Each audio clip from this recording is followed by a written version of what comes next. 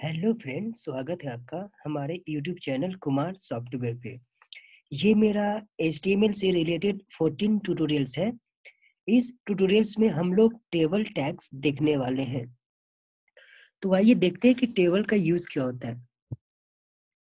मैं आप लोग को बताना चाहूंगा कि जब आप एप्लीकेशन बनाते हो या किसी भी टाइप का एप्लीकेशन बनाओ, जैसे आप कॉलेज के लिए बना रहे हो या फिर एम्प्लॉयज के लिए बना रहे हो, कैसा भी आप एप्लीकेशन, किसी भी रिक्वायरमेंट के लिए अगर आप एप्लीकेशन बनाते हो तो उस सिचुएशन में आपको टेबल बहुत ही यूज होता है। जैसे मान के चलो कि आप एक कॉलेज के लिए एप्लीकेशन बना रहे हो और उसमें जितने भी स्टूडेंट है और फैकल्टी है वो सबका डेटा आप स्टोर करना चाहते हो। तो हम सबको पता है कि जो भी मोस्टली डेटा स्टोर होती है एक टेबल के फॉर्मेट में स्टोर होती है। तो वो हम टेबल कैसे बनाते हैं HTML में, इस ट्यूटोरियल में हम लोग यही देखने वाले हैं। क्लियर है? तो आइए देखते हैं। तो यहाँ पर एक मैं एग्जांपल के थ्रू आपको समझाना चाहूंगा कि ये मेरे एक टेबल का फॉर्मेट है जिसके अंदर में नेम, ईमेल और मीटिंग टाइम स्टोर किया गया है। तो आप एज्यूम करो कि देखो, टेबल जब आप यूज करोगे, टेबल जब बनाओगे तो टेबल में दो चीज इंपॉर्टेंट होती है। पहला एक रो होता है और दूसरा कॉलम होता है। क्लियर है? दो पार्ट में डिवाइड होता है टेबल आपका। तो ये जो आपका हॉरिजेंटल है ये आपका रो होता है और ये जो वर्टिकल है ये आपका कॉलम होता है। तो यहाँ पर 3 रो और 3 कॉलम है। क्लियर है? तो देखो, ये पहला है, ये जो पहला रो है, ये पहला रो में ये जो आपका लिखा है नेम, ईमेल और मीटिंग टाइम, ये आपका रिप्रेजेंट करता है टेबल हेडिंग। मतलब ये हेडिंग है। इस हेडिंग में नेम है, नेम का ये सब है। इस हेडिंग में ईमेल है, ईमेल का ये सब लिखा हुआ है, ऐसा। तो ये आपको ध्यान देनी है। तो यही आप हमें बनानी है। तो आइए हम लोग इसको प्रैक्टिकली समझ लेते हैं और मैं उसी टाइम में सबका मीनिंग बता देता हूँ। तो इसको मैं प्रैक्टिकली बताता हूँ और साथ में मीनिंग भी बताऊंगा। तो जब आपको टेबल क्रिएट करनी है तो सबसे पहले एक टेबल नाम का टैग होता है, वो टैग लिखना है। ऐसा आपको लिखना है टेबल। अब इस टेबल को आपको क्लोज भी करनी है। ठीक है? अब जो भी आप टेबल से रिलेटेड जो भी टेबल बनाओगे वो इसके अंदर में बनाओगे। क्लियर है? अब जो आपने ये देखा, ये जो पार्ट देखा, ये क्या है? ये आपका एक रो है। तो सबसे पहले हम लोग एक रो ले लेते हैं। तो यहाँ पर जब आप टेबल क्रिएट करते हो तो रो के लिए हमें लिखना पड़ता है, उसका टैग है TR। TR आपका रिप्रेजेंट करता है टेबल रो। तो रो के लिए हमने TR लिखा और इसको आपको क्लोज भी करनी है। TR को मैंने क्लोज किया। अब ये एक रो मेरा बन चुका है। क्लियर है? अब एक रो बन चुका है। अब इस रो के अंदर में देखो, मेरा 3 टेबल हेडिंग है। ये नेम, ईमेल और मीटिंग, ये मेरा हेडिंग है। ठीक है? तो मुझे अगर आपको हेडिंग देनी, ये रो के अंदर में, ये जो फर्स्ट आपका रो बन गया एक रो, और इसके अंदर में आपको हेडिंग देनी है कि इसके लिए टैग होता है TH। TH आपका रिप्रेजेंट करता है टेबल हेडिंग और इस TH को आपको क्लोज करनी है। अभी यहाँ पर मैं क्या कर रहा हूँ कि मैं स्टूडेंट का कुछ डेटा स्टोर करना चाहता हूँ। ठीक है? तो यहाँ पर मैं पहले लिख दिया रोल। रोल लिख दिया। जैसे मैंने एक हेडिंग दिया, यहाँ पर देखो आपका एक हेडिंग आ चुका है। वैसे ही मैं इसको 3-4 हेडिंग ले लेता हूँ। तो इसको मैं एक और में ले लेता हूँ, एक और लास्ट ले लेता हूँ।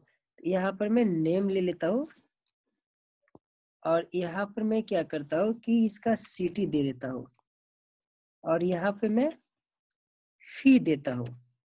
क्लियर है? अब इसको मैं क्या करता हूँ, ये देखो मैंने जो 1 2 3 4 मैंने टेबल हेडिंग लिया। यहाँ पर मेरा 4 टेबल हेडिंग आ चुका, नेम, रोल, नेम, सिटी, फी। ये तो मेरा एक रो के अंदर में 4 हेडिंग आ चुका है। अब मुझे क्या करनी है, देखो मैं डायग्राम से समझाता हूँ। अब मुझे क्या कर, एक ये तो रो आपका बन चुका है। अब मुझे एक और रो बनानी है। देखो ये आपका रो ही है, एक और रो बनानी है जिसके अंदर में ये सब क्या है, मेरा डेटा है। डेटा मतलब वैल्यू है। तो सबसे पहले फिर मुझे एक रो बनाना पड़ेगा।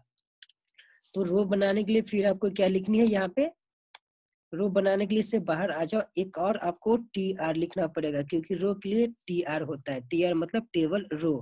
अब इस TR को आपको क्लोज करनी है। क्लोज कर दिया। अब इस tr के अंदर में आपका क्या है, डेटा है, मतलब वैल्यू है। तो डेटा को लेने के लिए हमें लिखना पड़ता है td। td आपका रिप्रेजेंट करता है टेबल डेटा, डेटा मतलब वैल्यू, ठीक है। अब इस td को आपको क्लोज करनी है, ऐसा आप क्लोज कर दो td, क्योंकि आपको पता है कि HTML में जो भी आप टैग ओपन करोगे उसको क्लोज करना पड़ता है। तो देखो पहला मेरा क्या है, यहाँ पर रोल है, तो यहाँ पर पहला मैं वैल्यू रोल ले लेता हूँ। मान लो कि मैंने 16 रोल लिया। अब देखो रोल की जगह पर मेरा 16 आ चुका है, यहाँ पर क्लियर है। तो वैसे ही जितने भी आपका ये हेडिंग है उसके अकॉर्डिंग आपको टेबल मतलब कि डेटा लेनी है। तो मैं और ले लेता हूँ,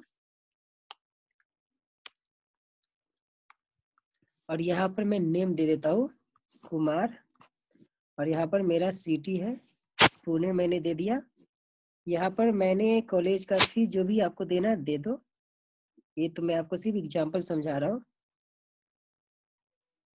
अब देखो ये मेरा एक डेटा बन चुका है, मतलब कि एक रो में ये हेडिंग था मेरा, दूसरे रो में मेरा ये डेटा है, मतलब वैल्यू है। रोल के ऐसा आ गया, सिटी नेम आ गया, सिटी और फी आ चुका है। और वैसे ही आपको जितना मतलब कि डेटा लेनी आप ले सकते हो। तो मैं क्या करता हूँ कि यहाँ से यहाँ का पार्ट मैं कॉपी कर लेता हूँ, और इसको एक और कर दिया तो मेरा 2 बार हो गया, एक और कर दिया मेरा 3 टाइम्स हो गया।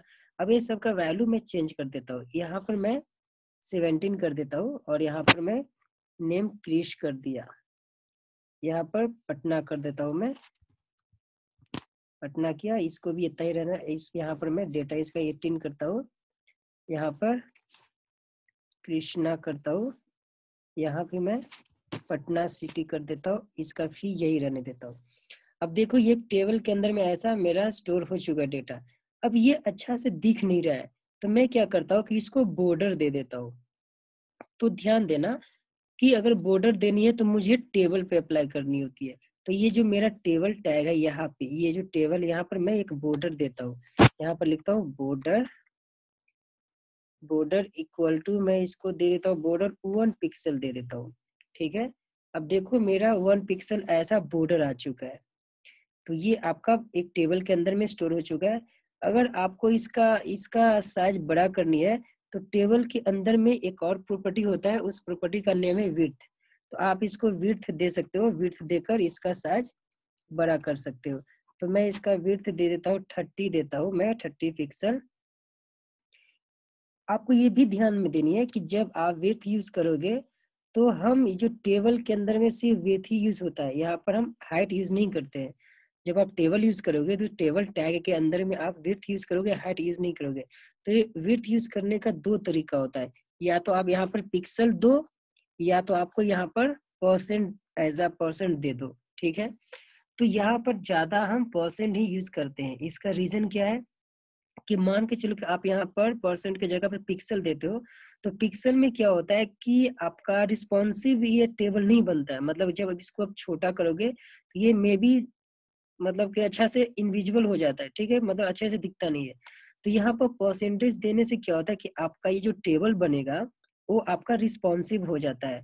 मतलब कि अगर आपको मोबाइल में यूज करनी है तो मोबाइल में भी उसके अकॉर्डिंग ही अच्छे से दिखता है। अगर आपको लैपटॉप में दिखानी है तो लैपटॉप में भी अच्छे से दिखता है, ठीक है।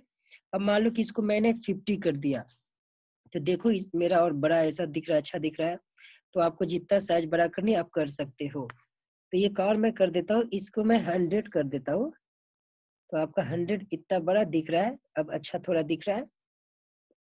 ये विड्थ था। अब मैं चाहता हूँ कि देखो ये जो अंदर का ये जो पार्ट है, ये जो अंदर का पार्ट एक लाइन में अच्छा दिखना चाहिए। आप ऐसा भी कर सकते हो, आप पे डिपेंड है। लेकिन अब मैं क्या कर रहा हूँ कि यहाँ पर एक प्रॉपर्टी का नेम है, उस प्रॉपर्टी को बोलते हैं सेल स्पेस, सेल स्पेसिंग बोलते हैं। सेल स्पेसिंग इक्वल टू मैंने इसको 0 दिया। अब इससे बेनिफिट क्या होता है, देखो सेल स्पेसिंग का मतलब क्या होता है पहले ये समझ लो आप। सेल स्पेसिंग का मतलब होता है कि आपका ये जो आपका बॉर्डर था, ये बॉर्डर और ये चारों तरफ से जो भी ये बॉर्डर है, ये बॉर्डर का जो स्पेस होता है वो बड़ा हो जाता है। अभी मैंने 0 दिया इसलिए बहुत छोटा हो गया। अब देखो यहाँ पर मैं 10 देता हूँ, तो देखो इसका देखो ये अंदर का जो डेटा था हर तरफ से, चारों तरफ से इसका साइज 10 पिक्सल हो जाएगा। आप यहाँ पर पिक्सल लिख दोगे तो ये 10 पिक्सल हो चुका है, ठीक है।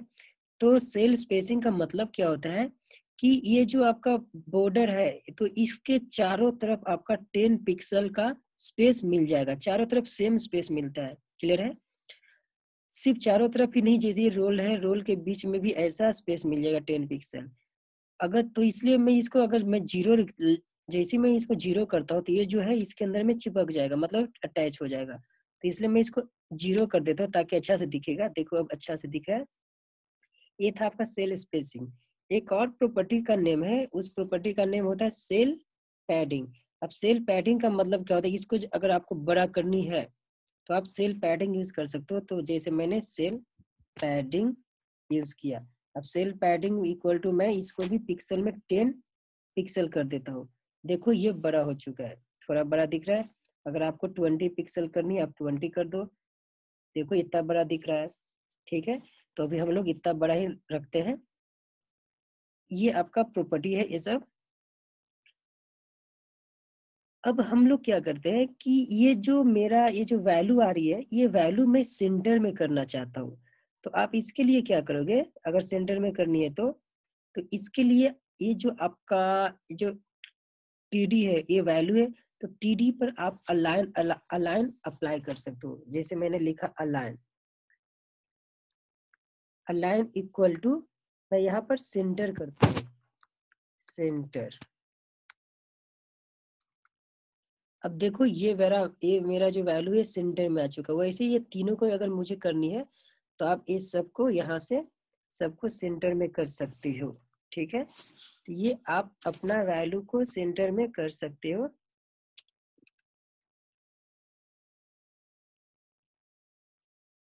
देखो मेरा सब सेंटर में हो रहा है। अब वैसे ही इसका भी सेंटर में आप कर सकते हो, ठीक है। अगर आपको सेंटर में चाहिए तो सेंटर में आप कर सकते हो। ये मेरा सेंटर में आ रहा है। वैसे आप नीचे भी आप जो भी डेटा है वो सबको सेंटर में कर सकते हो।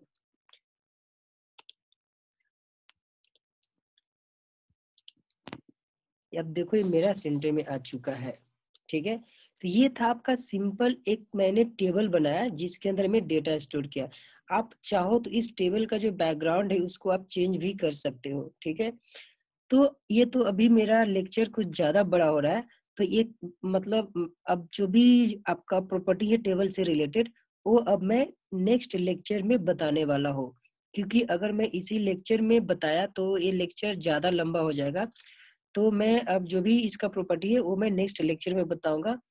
आई होप कि अभी तक मैंने आपको जो भी बताया वो आपको समझ में आ चुका होगा। एक बार और फिर मैं इसको शॉर्टकट में बता देता हूँ। अगर आपको टेबल क्रिएट करनी है तो सबसे पहले टेबल टैग होता है, ये टेबल टैग को ओपन करो और लास्ट में क्लोज करना है। तो यहाँ पर उसके बाद टी आर है, टी आर क्या रिप्रेजेंट करता है, टेबल रो। जैसे ही मैंने वो टी आर लिखा ये वाला पहला आपका एक रो बन जाएगा। इस रो के अंदर में ये रोल नेम सिटी फी ये आपका टेबल हेडिंग है। तो टेबल हेडिंग के लिए हम टीएच यूज करते हैं। इसके अंदर में जितना टेबल हेडिंग आप यूज करनी है कर सकते हो। वैसे ही एक और रो लिया मैंने यहाँ से।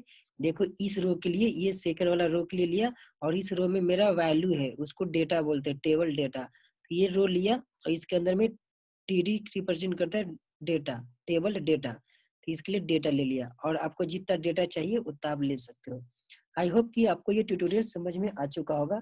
अब हम लोग इसके जो भी एक्स्ट्रा प्रॉपर्टीज है टेबल के वो हम लोग नेक्स्ट ट्यूटोरियल में देखने वाले हैं। Thank you, bye bye.